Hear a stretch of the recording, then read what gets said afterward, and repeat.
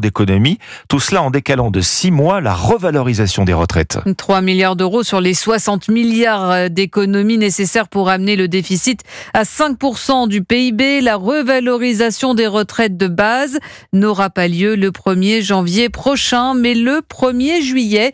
Un décalage de 6 mois qui fait grincer des dents chez les retraités. Margot Faudéré. Ni surpris, ni pas surpris, je dirais qu'on est un peu une variable d'ajustement pour le gouvernement, si on peut dire. Résignation et lassitude pour Rémi, retraité, à l'annonce du décalage de la revalorisation des retraites de base.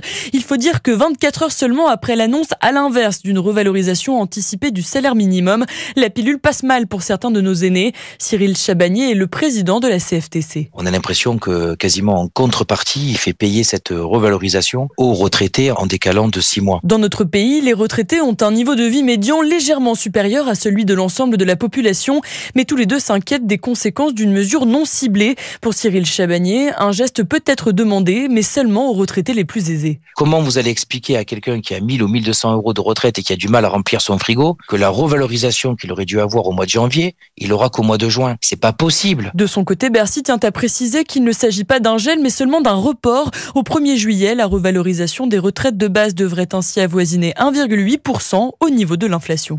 Et la chasse aux économies, la Cour des comptes préconise une réduction